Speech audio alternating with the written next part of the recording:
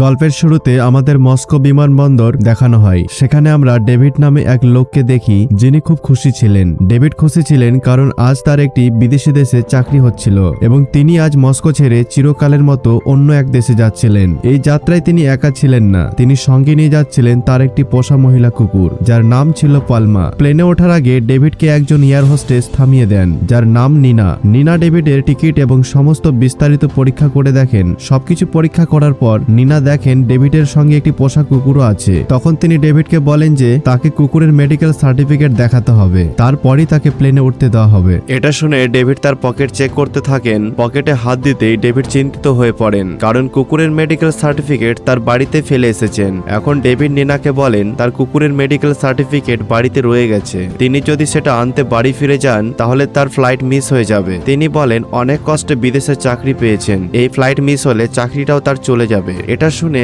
নিনা ডেভিডকে বলেন এয়ারপোর্টে একটি ক্লিনিক আছে, আগে সেখানে গিয়ে কুকুরের মেডিকেল সার্টিফিকেট বানিয়ে আনতে হবে, তারপরে তিনি কুকুরকে সঙ্গে নিয়ে প্লেনে উঠতে দিতে পারবেন। এদিকে প্লেন টেক অফেরও সময় খুব কম ছিল, এই জন্য ডেভিড দৌড়ে ক্লিনিকে যান। কিন্তু যখন ডাক্তার পালমাকে পরীক্ষা করেন তখন জানতে পারেন যে পালমার কানে ইনফেকশন রয়েছে, সেই কারণে ডাক্তার তাকে মেডিকেল সার্টিফিকেট দিতে রাজি হন না। ডেভিড সেখানে ডাক্তারকে বাড়তি পয়সা দিতে চান কিন্তু ডাক্তার কোনো কথাই শোনেন না। এবার ডেভিড হতাশ হয়ে আবার নিনার কাছে ফিরে এসে অনুরোধ করতে থাকেন যেন সে পালমাকে প্লেনে উঠতে দেন। বলেন যে যদি ওকে নিয়ে যেতে না পারি তবে সে এখানে একলা হয়ে যাবে। ডেভিড নিনাকে বলেন অনেক কষ্টে এই চাকরি পেয়েছেন এবং তার সেখানে যাওয়া খুবই জরুরি, না গেলে তার সব পরিশ্রম বৃথা হয়ে যাবে। এমনকি ডেভিড নিনার পায়েও পড়ে যান, দয়া করে আমার কুকুরটাকে সঙ্গে যেতে দিন। নিনা যখন কুকুরকে দেখেন তার মনটা নরম হয়ে যায় এবং তিনি অনুমতি দেন ডেভিডকে যেন সে পালমাকে সঙ্গে নিয়ে যান। কিন্তু হঠাৎ সেখানে সিকিউরিটির প্রধান এসে পড়েন। তিনি নিনাকে জিজ্ঞেস করেন ফ্লাইট ছাড়তে দেরি হচ্ছে কেন। তখন নিনা তার কাছে ডেভিডের সব পরিস্থিতি বোঝান।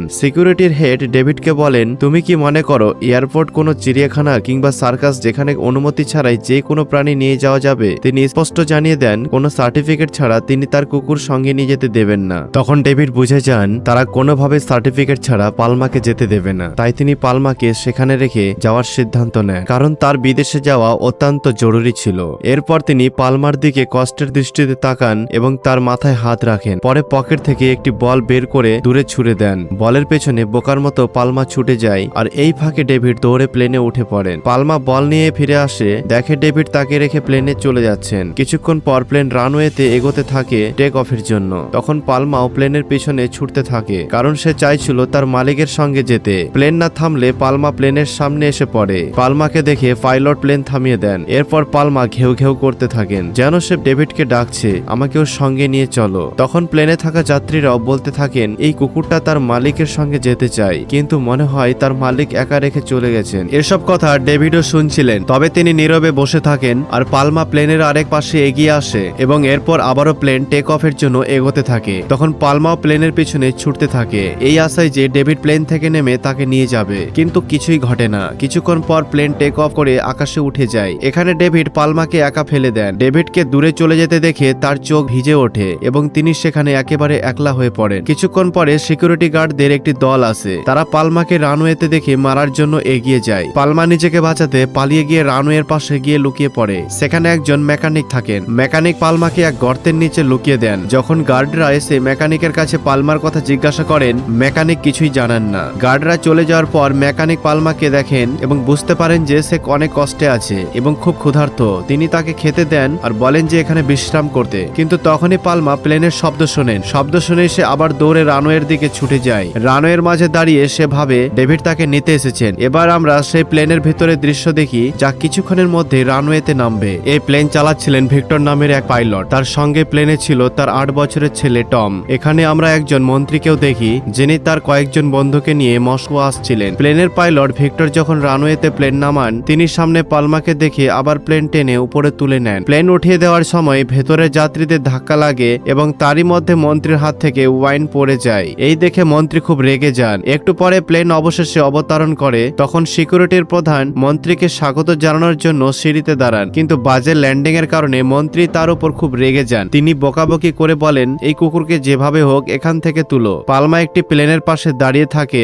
সে প্লেন থেকে নামা সকল যাত্রীদের নজরে দেখে এবং আজও তার মনে আশা ছিল ডেভিড তাকে নিতে আসবেন, কিন্তু সে জানেন না ডেভিড তাকে চিরকাল চিরকালের মতো ফেলে চলে গেছেন। তখনই গার্ডরা আসে পালমাকে ধরতে থাকে এবং শেষে কোনোভাবে ধরে ফেলে। তারা সবাই বলে তাদের আদেশ দেওয়া হয়েছে তাকে গুলি করার। উপর থেকে পাইলট ভিক্টরের ছেলে টমও সবকিছু দেখছিল।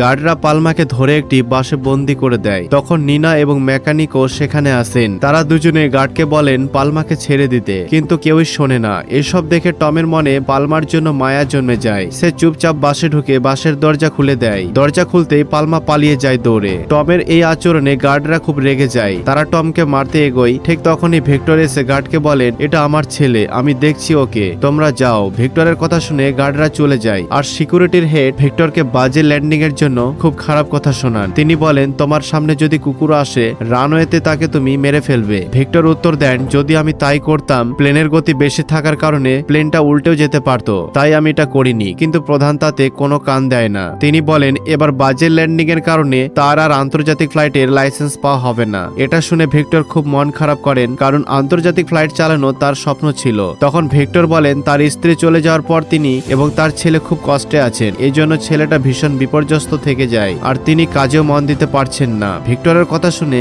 সিকিউরিটির প্রধান পরিস্থিতি বুঝে দুঃখ প্রকাশ করেন। শেষমেশ বলেন কয়েক মাস পর তার প্রথম আন্তর্জাতিক ফ্লাইট হবে, সেই জন্য প্রস্তুত থাকতে হবে। ভিক্টর এতে খুব খুশি হয়ে বাড়ি চলে যান। এরপরে রাত হয়। ভিক্টর এবং তার ছেলে টম নতুন বাড়িতে উঠে যান, কিন্তু কথা থেকে বোঝা যায় তাদের মধ্যে সম্পর্ক ভালো নয়। টম তার বাবাকে বেশি পছন্দ করেন না, কারণ তার বাবার চাকরির জন্য মাকে সময় দিতে পারেনি। আর টম ভাবে তার মায়ের মৃত্যুর জন্য তার বাবাই দায়ী। টম এখানে থাকতে চায় না, সে চায় মায়ের কাছে যেতে। তাই সিদ্ধান্ত নেয় বাড়ি ছেড়ে চলে যাবে সে। রাতে ভিক্টর ঘুমিয়ে পড়লে টম সুযোগ নিয়ে চুপি চুপি বাড়ি থেকে বেরিয়ে সরাসরি বিমানবন্দরে চলে যায় এবং টিকিট নিতে চেষ্টা করে, কিন্তু বয়স কম থাকার কারণে টিকিট পায় না সে। এতে টম ভীষণ হতাশ হয়, কিন্তু টম হার মারে না। বড় বুদ্ধিমত্তার সাথে রানওয়েতে পৌঁছে এক দম্পতির সাথে প্লেনে উঠতে চলে যান, কিন্তু এয়ার হোস্টেস তাকে দেখে থামিয়ে দেন। টম খুব স্মার্টলি পালিয়ে প্লেনের চাকার পাশে লুকিয়ে পড়েন। তিনি প্লেনে টেক অফের অপেক্ষা করতে থাকেন কখন প্লেন চলবে আর তিনি এখান থেকে চলে যাবেন। তখনই পালমা এসে তার উপর ঘেউ ঘেউ করতে থাকে। আসলে পালমা টমের প্রাণ বাঁচাতে চেয়েছিল,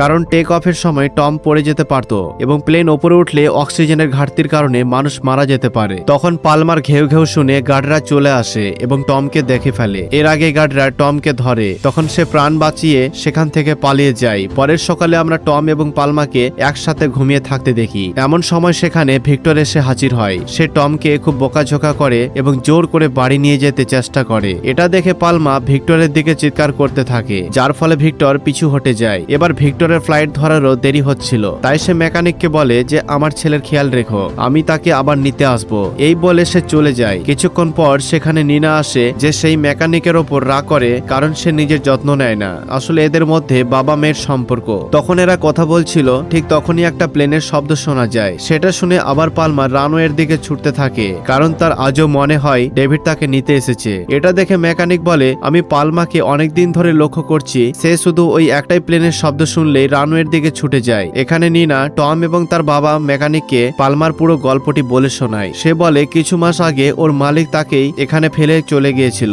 ওর মালিক যে প্লেনে তাকে ফেলে গিয়েছিল সেই প্লেনটাকে দেখলেই সে দৌড়ে রানওয়ের দিকে যায়, কারণ তার মনে হয় মালিক আসবে এবং তাকে নিয়ে যাবে। এটা শুনে টমের পালমার প্রতি আরো মায়া বেড়ে যায়। সে পালমার কাছে গিয়ে বলে তোমার মতো আমিও আমার মাকে মিস করি। এটা বলার পর টমের চোখে জল চলে আসে। পরদিন টম এয়ারপোর্টের এক এজেন্টের কাছে যায় এবং তাকে পালমার মালিক ডেভিডের ঠিকানা চায়, কিন্তু সেই এজেন্ট প্রাইভেসি ইস্যুর কারণে ডেভিডের ঠিকানা দিতে অস্বীকার করে। তখন টম এজেন্টকে বলে আমি শুধু ডেভিডের ঠিকানায় একটি চিঠি পাঠাতে চাই, যাতে সে ফিরে এসে পালমাকে নিয়ে যায়। অন্যদিকে পালমা আগের মতো প্লেন এলে তার কাছে চলে যায় এবং প্লেন থেকে নামা যাত্রীদের দেখতে থাকে। হঠাৎই সে একজন মানুষকে দেখে যে পেছন থেকে একদম ডেভিডের মতো লাগছিল। এটা দেখে পালমা ভাবে সে ডেভিড, তাই পালমা তার পিছনে ছুটতে থাকে এবং সেই মানুষটা পালমা থেকে বাঁচতে টার্মিনালের ভিতরে চলে যায় আর পালমাও সেই টার্মিনালে ঢুকে পড়ে। এর মধ্যে মানুষের মধ্যে হুলস্থুল পড়ে যায় এবং পালমা অনেক কিছু ভেঙে ফেলে এবং দৌড়াতে দৌড়াতে সেই লোকটার কাছে চলে আসে। তবে তাকে দেখে পালমা বুঝতে পারে যে সে ডেভিড নয়। এটা দেখে পালমা খুব হতাশ হয় এবং তখনই সেখানে গার্ডরা চলে আসে।